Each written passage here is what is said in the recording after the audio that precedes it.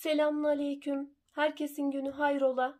Bugün sizlerle birlikte çok kolay bir şekilde pantolon etek kesimi ve dikimini göstermeye çalışacağım inşallah. Çalışmamıza geçmeden önce kanalıma abone olup videolarımı da beğenerek bana da destekte bulunabilirsiniz. Zil işaretini de aktif hale getirirseniz yüklediğim tüm videolardan haberdar olabilirsiniz. Ayrıca aynı isimle bizi Instagram'dan da takip edebilirsiniz. Oradan da isteklerinizi ulaştırabilirsiniz. Elimizden geldiği kadar yardımcı olmaya çalışıyoruz.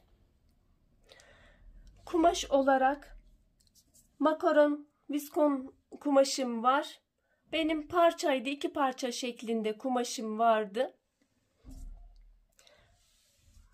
Şöyle çalışmamızı kağıt üzerinde ifade edeceğim.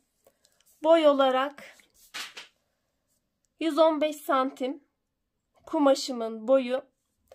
4 kat şeklinde katladım. Toplamda en olarak 2 metre 56 santim kumaş kullandım. 2 metre 56 santim kumaş kullandım. 4 kat şeklinde kumaşımı yaptım. 4 kat şeklinde en olarak 64 santim geliyor. Bu 44 beden için yapacağım. Tabi siz kendi ölçünüze göre ayarlayacaksınız. Burada biraz fazla kumaş gidiyor diğer yaptığımız pantolon eteklere oranla. Şöyle ifade edeceğim. Şurası benim kumaşım. 4 kat şeklinde yaptım. Şuradan 10 santim bir pay bıraktım. Şuradan da 10 santim bir pay oluyor. Bel için 4 santim kemer lastik bölümü ayırıyorum. 38-40 bedenler için kalça düşüklüğünü 28 santim olarak belirliyoruz. 42-44 bedenler için 30 santim kalça düşüklüğünü iniyoruz. Burası benim 30 santim. Basen ölçüsünü ise basenimizi alıyoruz. 4'e bölüyoruz. Çıkan sonuca artı 2 dikiş payı, isterseniz artı 2 de bolluk payı ekleyebilirsiniz. Ben burada baseni 116 aldım. 4'e böldüm. 29 artı 2 dikiş artı 2 de bolluk payı 33 santim. Benim şu bölüm şurası basen ölçümü belirlemiş oluyorum. Basen ölçüsüyle burayla bel ölçüsünün aynı olması gerekiyor. Burası da 33 santim. Şu bölümde 33 santim. Aynı şekilde lastikli olduğu için. A oyuntusu için 11 santim A oyuntusu verdim. Yukarı doğru 8 santim şöyle bir oyuntu şekli çizdim. Pantolonumuzda fazla, her iki taraftan da 10 santim bırakmamızın nedeni pantolonumuz aşağı doğru genişleyecek. A oyuntusundan etek ucuna doğru şöyle bir sıfırlama yapıyorum. Diğer tarafta da aynı şekilde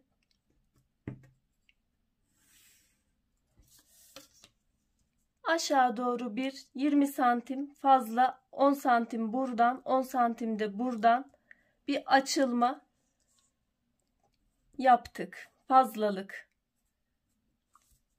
Çizimimiz bundan ibaret. Şimdi kumaşta kesime geçebiliriz. Kumaşımı şöyle serdim 4 kat şeklinde. Eğer kumaşınız 2 parça şeklinde ise şöyle yüzü yüzüne bakacak şekilde katlama yapın. Kesimde yanlışlık olmasın. 1, 2, 3, 4. Kumaşı 4 kat yaptım. Kumaşın boy olarak 115 santim. Şuradan fazlalık bölümünü alttan sonra çıkaracağım. En olarak da 64 santim aldım. Öncelikle şöyle 4 santim lastik bölümü için bir ayırma yapıyorum.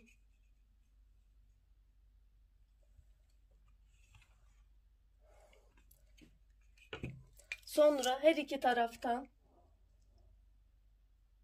10 santim bir boşluk bırakıyorduk. Onları da şöyle çiziyorum.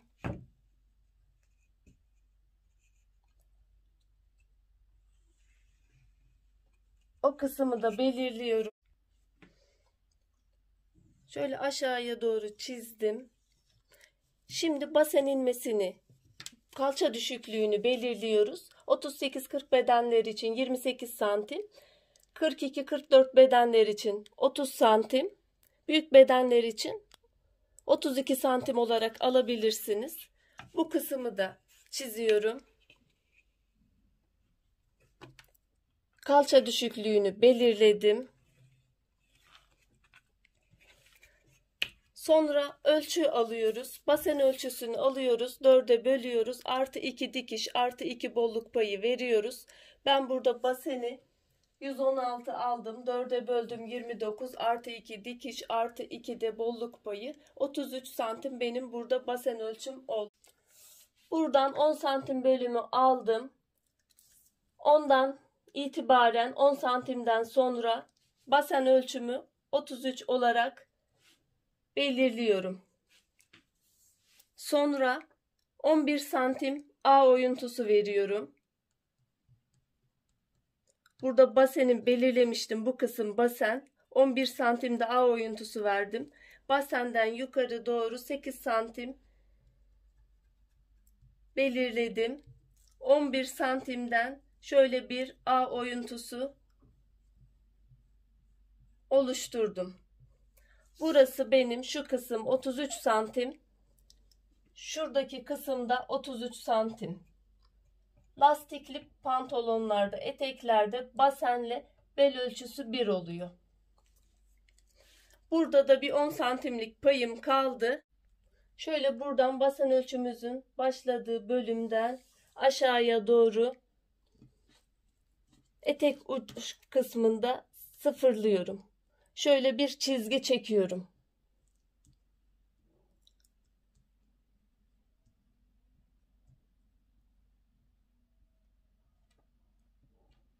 Pantolonumuz aşağı doğru genişledi. Bu kısımda da A oyuntusundan aşağı doğru aynı şekilde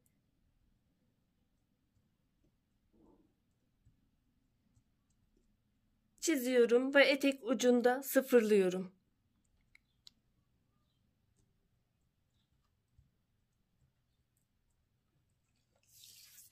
Aşağı doğru bir genişleme yapmış olduk. Çizme işlemimiz bittikten sonra şöyle kesime geçiyorum. Çizdiğim kısımları kesiyoruz.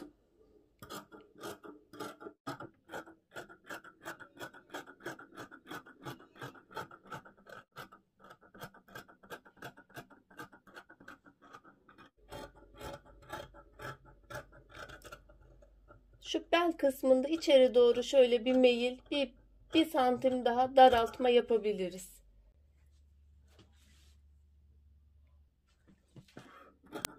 Diğer tarafı da çizdiğim bölümü kesiyorum.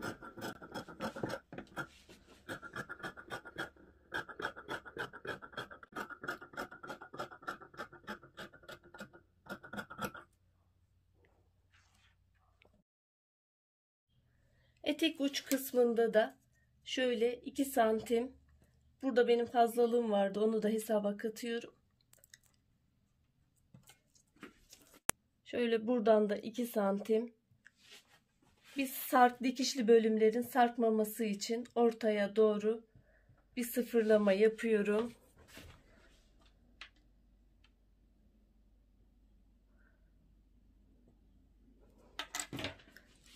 Burayı da kesip hazırlıyorum.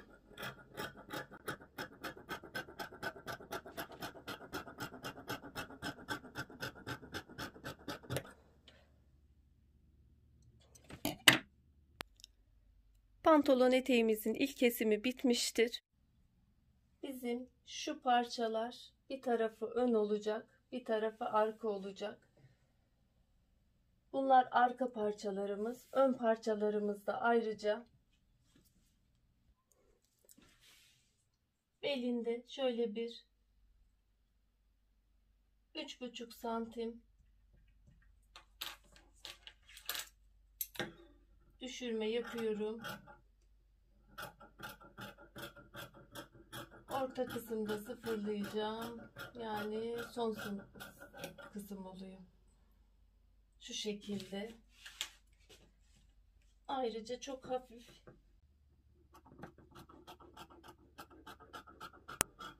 ağ oyuntusunda da bir düzeltme yapıyorum.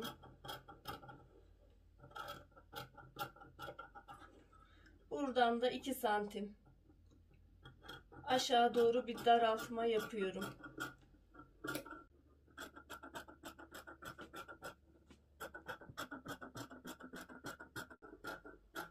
Uç kısımda biraz daha sıfıra yakın 1 santime düşürdüm.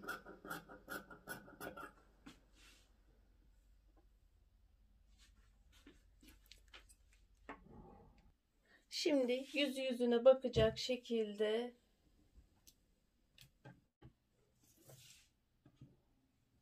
iç yüzler, düz yüzler içte kalacak şekilde şöyle iğneliyorum.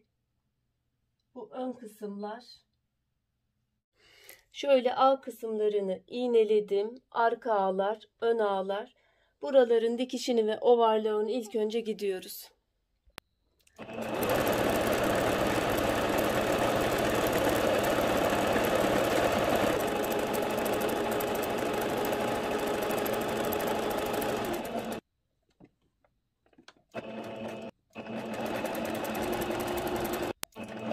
Zikzak ayarıyla ovarlaklarını da gidiyorum. Ağ birleşimlerini de yaptım.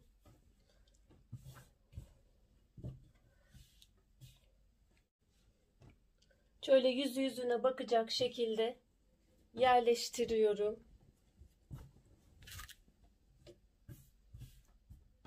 Şurada dikişi denk getiriyorum. Ben ekranda daha iyi anlaşılması için iğneliyorum. İğnelemeden de dikebilirsiniz. Güzel dikiyorsanız. Şöyle iğnelemelerimi yaptım. A bölümünden aşağı olan kısımları, yan kısımları, diğer kenarda da aynı şekilde buraların dikişlerini makinede yapıyoruz. Yan kenarlarını dikiyorum.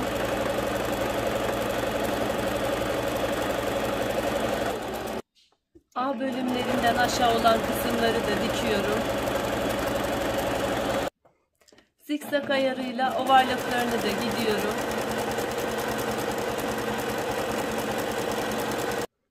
Şöyle yan kenarların dikimlerini, ovarlaklarını, A bölümlerin dikimlerini ve ovarlaklarını diğer yan kenarında aynı şekilde diktim. Şimdi bel kısmına sıra geldi. 3 santimlik bir lastik kullanacağım. Ben kanal yaparak şöyle içinden lastiğin geçeceği şekilde bir katlama yapacağım. O şekilde yapacağım. Ama siz lastiği birlikte de dikebilirsiniz. Lastiği dikersiniz şöyle şu şekilde üst üste yerleştirerek. Buradan 1 santim içeri doğru kıvırıyoruz. Şöyle üzerine doğru getiriyoruz ve çekerek dikebilirsiniz. Bu şekilde de dikebilirsiniz. Bu şekilde dikimlerim de var. Ayrıca lastik ölçüsünü ise ben burada 76 santim aldım. Siz belinizi ölçüp 5 santim kısa lastik alabilirsiniz. 1 santim bir katlama yaptım. Sonra bir daha katlama yapıyorum. Bu katlama lastik genişliğinize bağlı. İçinden rahat bir şekilde geçmesini sağlayacağınız genişlikte.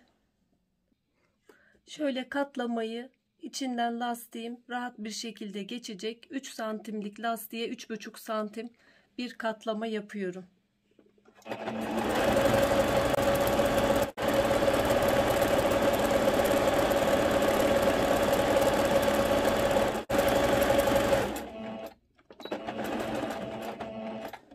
Lastik geçirmek için bir kısım bıraktım.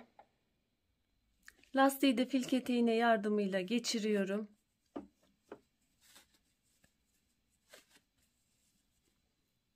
Lastiği geçirdikten sonra şu şekilde değil de bu şekilde üzerine iki taraftan dikiş yapıyoruz, yerleştiriyoruz.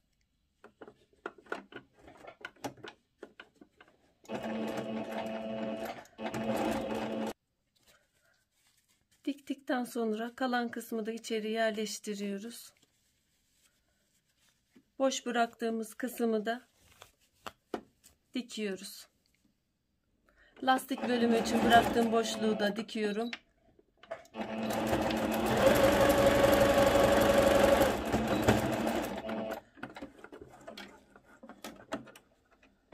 Ayrıca orta kısımdan lastik dönmemesi için bir dikiş atacağım. Aynı şekilde çekerek dikişimi atıyorum. Bel bölümünü bitirdik. Şimdi şu alt kısmın kıvırmasına geldi. Şöyle 2 santimden bir kıvırma yapacağım. Siz isterseniz 3 de yapabilirsiniz. Küçük bir overlock çekip o şekilde de kıvırabilirsiniz. Şu şekilde ben bir kıvırma yapıyorum.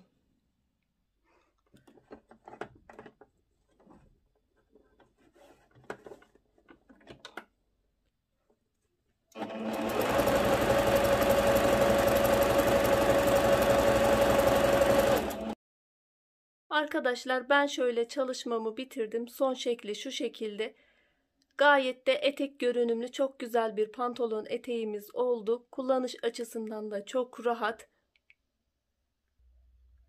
Umarım faydalı bir çalışma olmuştur. Şimdiden yapmak isteyen, denemek isteyen arkadaşlara kolaylıklar diliyorum. Allah'a emanet olun. Hoşça kalın, sağlıcakla kalın.